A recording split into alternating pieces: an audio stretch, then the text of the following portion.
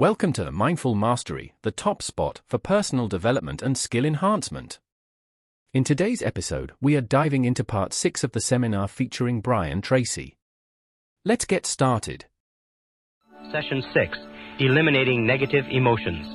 Continuing on the subject of responsibility versus irresponsibility, many years ago, back in 1972, I began a study in an area of metaphysics that dealt with the psychology of the evolution of human potential. And one of the things that leaped out of those pages at me, and I've never really have recovered from it, was the discussion of the connecting link between irresponsibility and negative emotions. And the fact that negative emotions are the great blocking emotions or crippling emotions of your life and my life. If the whole purpose of life, if you like, is to achieve higher levels of peace of mind, happiness, contentment, satisfaction, and so on, we have to sit down and we have to look and say, what stops us, or what is blocking us, or what gets in the way of us really enjoying our lives? And you find invariably it's negative emotions of some kind. Now, I'm not talking about the negative emotions that are associated with someone dying or with a great loss. I'm talking about the negative emotions that we experience on a day-to-day basis that rob us of peace of mind, rob us of health and energy, affect our loving relationships, get in the way of our financial independence, rob us of a feeling of fulfillment, and so on. So we're going to talk in this session about eliminating negative emotions, and I want to bring us back to this whole discussion of responsibility. This is one of the most important things that I've ever found in my life. It's simply this, is that if we take a graph or chart, and come with me for a second and let's chart this, and we take from the highest to the lowest, and up here we have a totally responsible person. This is a person who is completely self-assured, completely self-responsible, makes no excuses at all. And down here at the other end we have an irresponsible person, a person who makes excuses for everything. Now, this is the positive end of the scale, this is the negative end of the scale. Every one of us, you and I, are somewhere on this scale moving up or down with every decision that we take. Now, we found, and this is what got to me, and I said a little bit earlier, that there's a one-to-one relationship between how much you feel you are in control of your own life and how positive or how happy you are. Well, there's a one-to-one relationship between the amount of responsibility you accept and the amount of control you experience in your life. And there's a one-to-one relationship between the amount of responsibility and control you accept and the amount of freedom that you feel that you have. Freedom is the indispensable requirement for happiness. That true success, true happiness in life means being free to live your life your own way as you decide, without anybody else telling you what to do. Living your life as a bird, free as a bird, to do whatever you want. Well, there's a direct relationship between responsibility, control, and freedom, and there's a direct relationship between these three and positive emotions. Now, positive emotions are the great emotions. Positive emotions are those of happiness and love and joy and vitality and energy and exuberance and enthusiasm and excitement and so on. Now, down at the other end, however, we have an attitude of irresponsibility. And what does that lead to? This is what shocked me so much when I first learned it. It leads to a lack of control. Is that to the degree to which we are irresponsible, we lose control. Our inner selves disintegrate and fragment. It also leads to a lack of freedom, because we no longer see ourselves as free agents choosing the direction of our own lives. We see ourselves as pawns, as victims, if you like, of external forces. And a lack of control and freedom leads to negative emotions. When I first began to understand this, I thought, well, yeah, but what about my parents, and what about my childhood, and what about my condition? I didn't have a very good job, and what about my friends? I had crummy friends, and what about my health, and what about the weather, and what about the economy?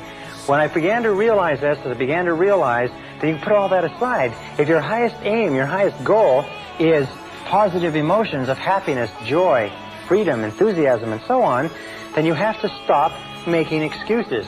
Now, Carl Menninger, the great psychoanalyst, said a very interesting thing some years ago. He said that physical ailments are all different, caused by different bacteria, different viruses, and so on. He said, but mental illness is the same illness, simply spread along a spectrum from the least to the worst. And Thomas Szasz, the psychiatrist, said in his book, The Myth of Mental Illness, that there is no such thing as mental illness. There are merely varying degrees of irresponsibility. So when we say that an irresponsible person is not only negative, we say an irresponsible person is also mentally ill. A totally responsible person is mentally healthy. How does this affect you? Well, I know you want to advance as much as you can in life, or you wouldn't be going through the efforts of taking a program like this. There is a direct relationship between the amount of responsibility you accept for the results of your organization and the amount of power, influence, position, prestige, and status you will have in your work now and in the future. At the top of the graph of responsibility, we have people who accept total responsibility, and power and opportunity gravitates toward them. Down at the other end, we have no power or powerlessness, until you reach the extreme example of a person who's totally irresponsible, completely out of control, who has to be constrained in a straitjacket and locked up in a padded room for their own safety and for the safety of others. Completely powerless, completely without control or freedom. Now, every time we make a decision to be self-responsible, we move up on this graph. Every time we make a decision to make excuses, we move down on this graph. So let's take it a little bit further, and let's talk about the relationship between negative emotions and irresponsibility so that you understand it perfectly clearly. And a perfect example is this. Imagine here is a tree. All right? Here's a tree, and here is the bushes. This is what is called the negative emotion tree. In the negative emotion tree grows the predominant negative emotions: fear, doubt. Many people have considered that self-doubt is the most destructive of all negative emotion, holds you back more than you can imagine. Also, hate is a negative emotion. Then there's envy. There's resentment. And then, of course, there's resentment's sister, guilt. These are all the big negative emotions. These are the ones that have led the hit parade for years. There's about 54 different negative emotions, but these are the top ones. And if you take these negative emotions and you boil them all down, and you can put in your own favorite, by the way. Everybody has their own favorite negative emotion. Jealousy could be yours. Self-pity is a good, strong one that's doing well. But if you boil it down, you find that all negative emotions eventually boil down to anger. Either inwardly expressed, that is where you make yourself sick, or outwardly expressed, that is where you make other people sick. And this negative emotion tree, if we just take a look at its structure, we find the negative emotion tree has a root system. Now, the root system is where the nutrients come from that keep the negative emotion growing and keep the fruit of the negative emotion growing and blossoming. We look at the root system, we say, what are the nutrients? What keeps negative emotions going? What are the fertilizer? What is it that you heap on the fire, if you like, or put into the ground? And we find that there's two things essential to keep negative emotions alive. The first is justification. Justification.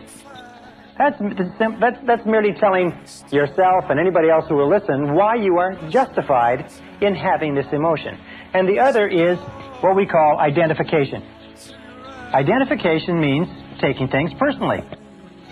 That's why, of course, they suggest that a person who acts as their own lawyer has a fool for a client.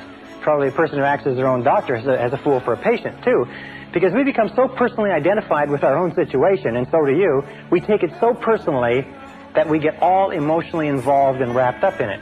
So we find that it's not possible for you to be negative about anything for very long unless you can justify or have a reason for it and explain it to other people, or unless you can identify and take it personally.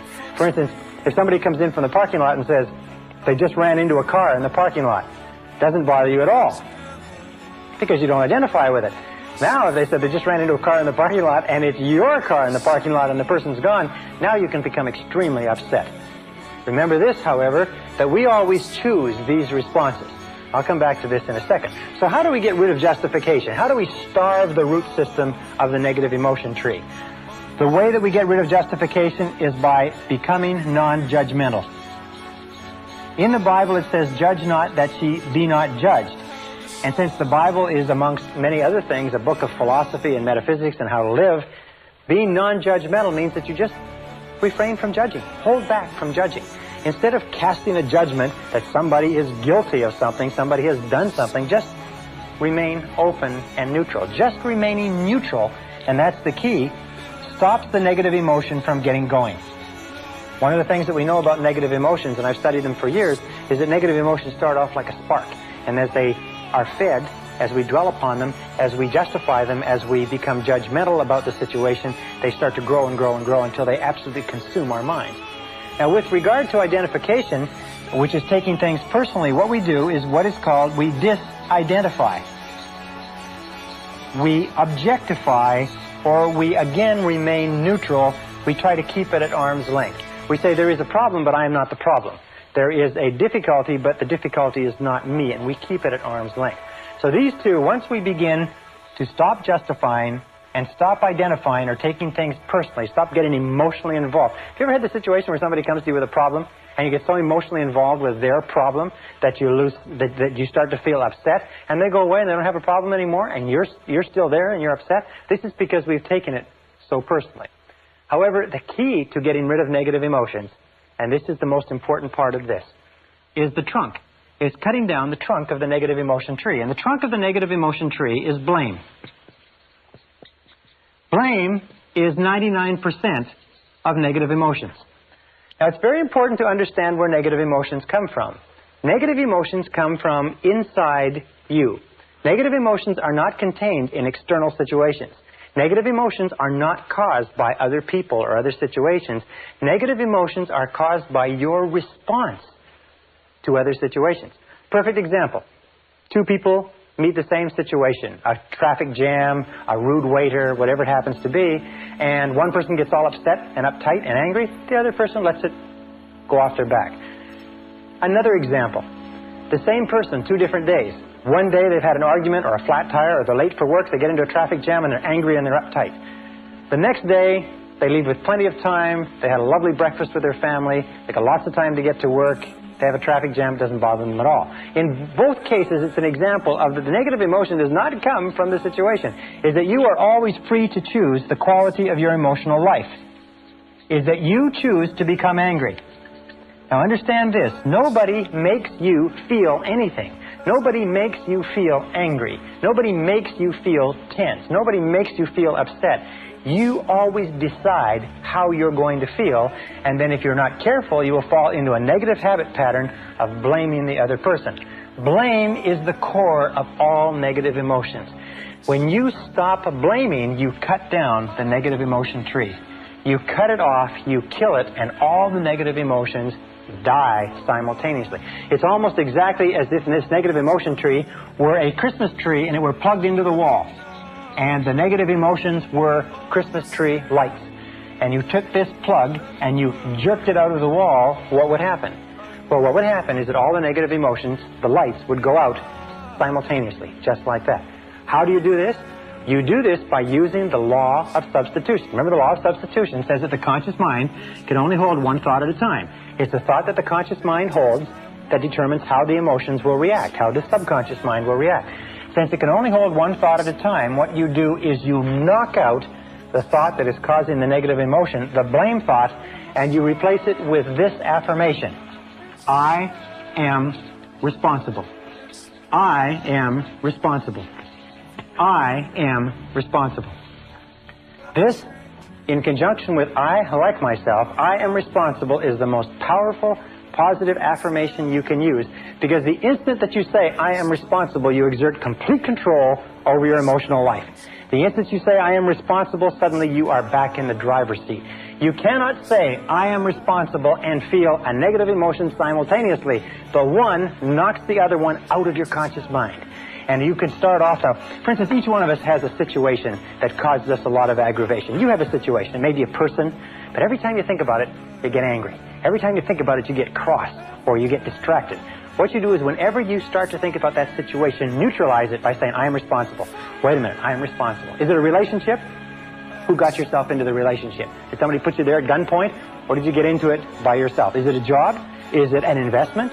Is it a health problem of some kind? In every case, accept responsibility. Now, there's a big difference between acceptance and responsibility, and let me just write this up. It's responsibility versus blame.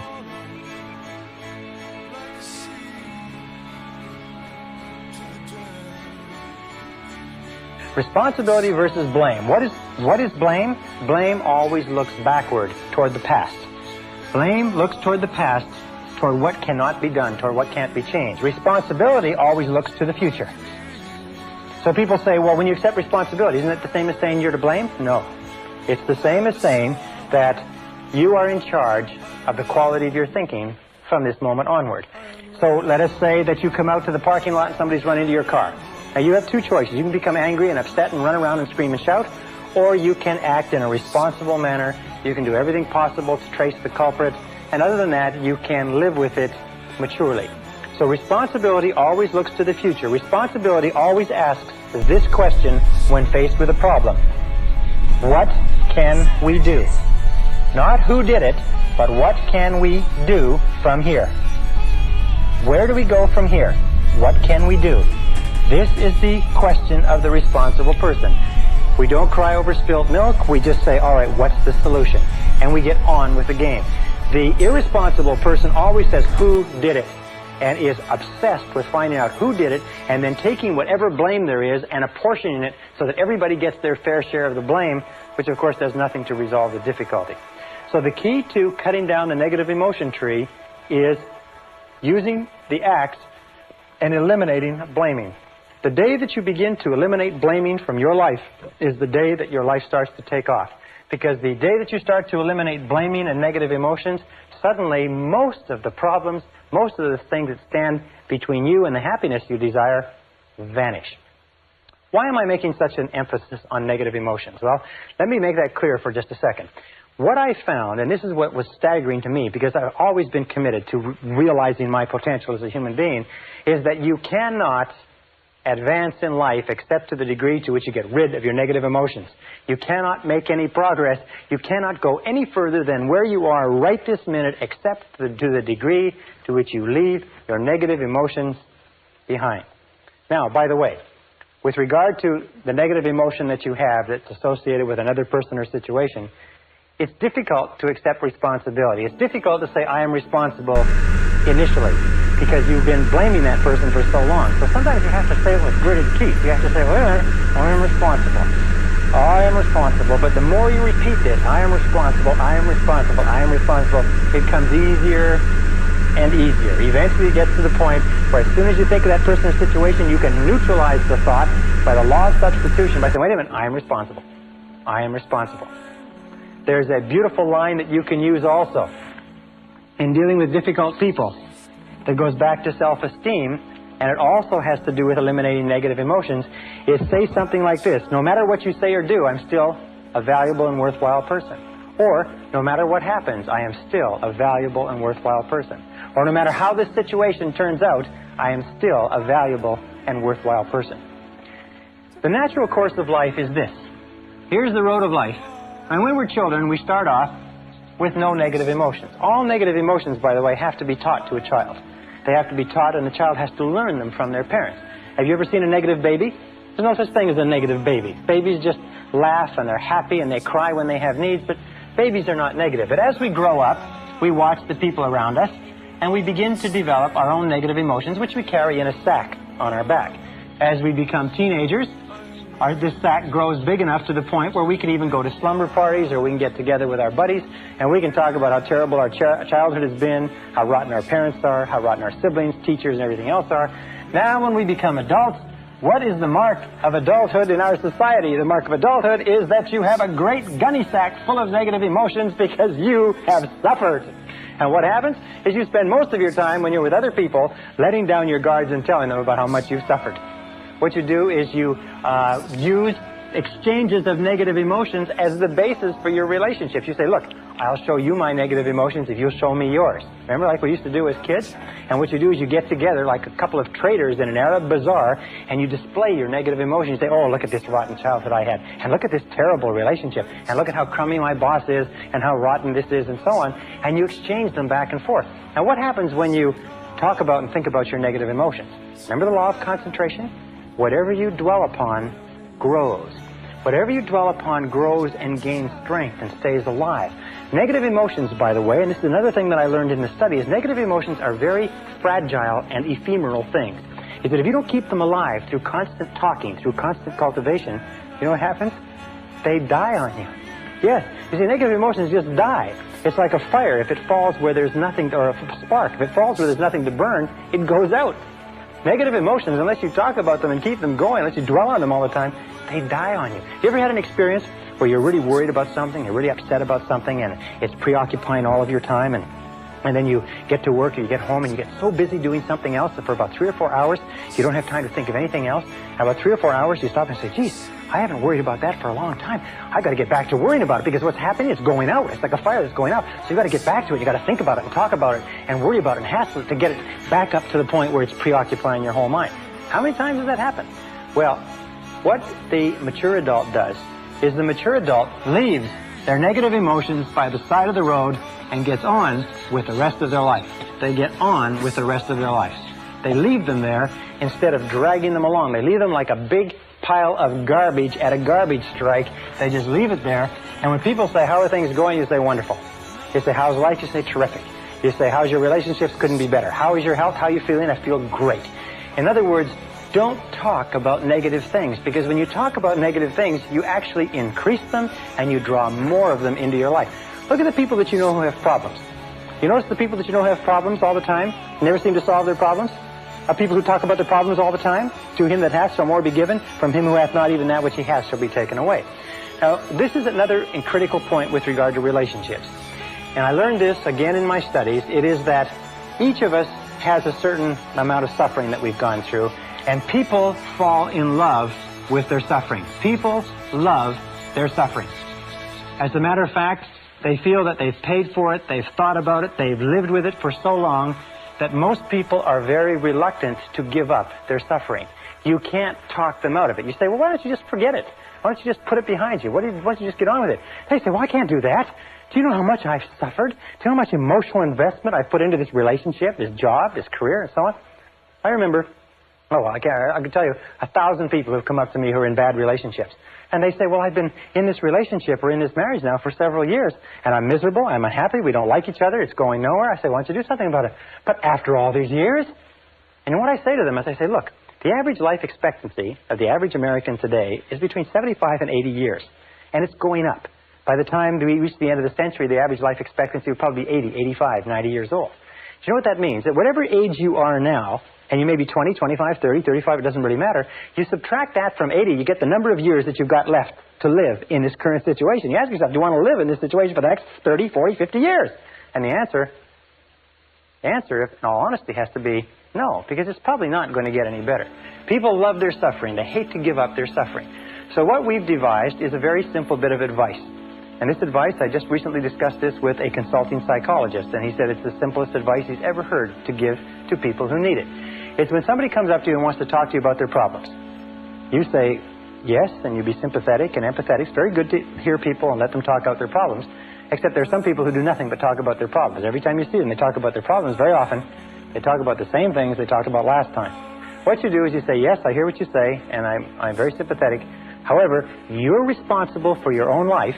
You are responsible. What are you going to do about it? You are responsible for your own life. What are you going to do about it? Now, what will happen is this, is that your good friends will say, yes, you're right, I am responsible. I have to make a change. I have to do something about it. And they'll go out and they'll do it. As a matter of fact, they'll come and they'll lay out all their problems to you, and all you say to them is this. You say, well, what do you think you should do about it? Now, your good friends can use that conversational time to get their own thoughts in line, to come up with their own conclusions and go out, and they don't need your advice. Most people don't need advice. There's an old saying that says that don't worry about the universal propensity to give advice, because the propensity to ignore it is equally universal. People don't need advice sometimes, they just need a sounding board. However, there are some people who don't have any intentions of doing anything about their problems. All they want to do is they want to use their problems as an excuse to get you to talk about them. You understand that? The very common neurotic tendency in our society is to use their problems as the basis for the discussion. Here's my problems, let's you and me talk about them. And the person in himself or herself has no interest in you at all. All they have an interest in is having you listen. As a matter of fact, we say this as a joke. We say that this is what these people look like. If these people look upon you as being a person, and this is your face, and this is your eyes, and these are your ears. See? And here is your eyes, preferably wide open and sympathetic. Here's your mouth, preferably shut. And here's your ears, preferably wide open. These people don't even look upon you as a person. They don't care about your problems at all. All they care about is you sitting there listening and nodding sympathetically and giving them advice which they have no intention whatever of following. When you run into people like this, it's a very simple way to test the friendship. Just start talking about yourself. Say, well, you know, I'm really glad you brought your problems to me because I've got some problems of my own and I'd like to discuss my life with you. You will find these people will run for the door. They'll watch their watch. They've got an appointment. They'll take off so fast you can't imagine. All right, now one final point, and this is critical. It's absolutely critical to the whole subject. It's the wrap-up point, if you like. It's this, is that when we start talking about giving up negative emotions, almost everybody says, yes, I agree. What you say is true.